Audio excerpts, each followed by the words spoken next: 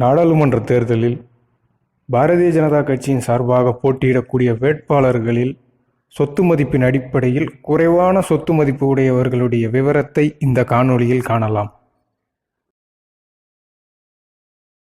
10வது இடத்தில் இருப்பவர் நாமக்கல் தொகுதியில் போட்டியிடக்கூடிய KP ராமலிங்கம் அவர்கள்.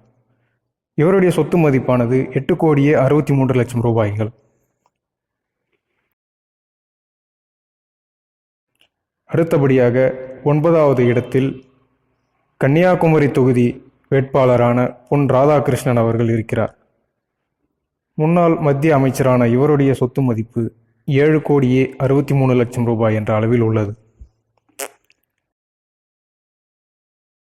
8வது இடத்தில் நீலகிரி நாடாளுமன்ற தொகுதியில் ராசா அவர்களுக்கு எதிராக போட்டியிடக்கூடிய ஒன்றிய இணை அமைச்சரான முருகன் அவர்கள் இருக்கிறார்.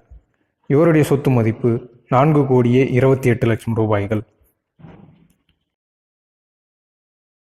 அடுத்தபடியாக 7வது இடத்தில் கோயம்புத்தூர் தொகுதி நாடாளுமன்ற வேட்பாளரும் பாஜகவின் தமிழக தலைவருமான அண்ணாமலை அவர்கள் 4,07,00,000 ரூபாய் என்ற சொத்து மதிப்புடன் 7வது இடத்தை பெற்றிருக்கிறார்.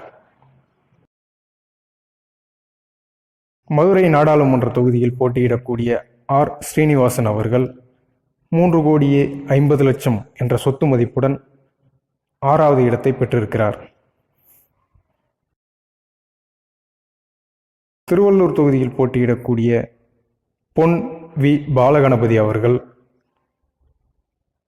3,50,00,000 என்ற சொத்து மதிப்புடன் 5வது இடத்தில் உள்ளார். 4வது இடத்தில் தஞ்சாவூர் தொகுதியில் போட்டியிடக்கூடிய வேட்பாளர் முருகானந்தம் அவர்கள் 2,29,00,000 ரூபாய்கள் என்ற சொத்து மதிப்புடன் இருக்கிறார். நாகப்பட்டினம் தொகுதியில் போட்டியிடக்கூடிய வேட்பாளரான SGM ரமேஷ் அவர்கள் 2,14,00,000 ரூபாய் என்ற சொத்து மதிப்புடன் 3வது இடத்தில் இருக்கிறார். சிதம்பரம் தொகுதியில் VCK வேட்பாளரான தொல் திருமாவளவன் அவர்களை எதிர்த்து போட்டியிடக்கூடிய காத்தியாயினி அவர்கள் 2,07,00,000 ரூபாய் என்ற சொத்து மதிப்புடன் 2வது இடத்தை பெற்றிருக்கிறார்.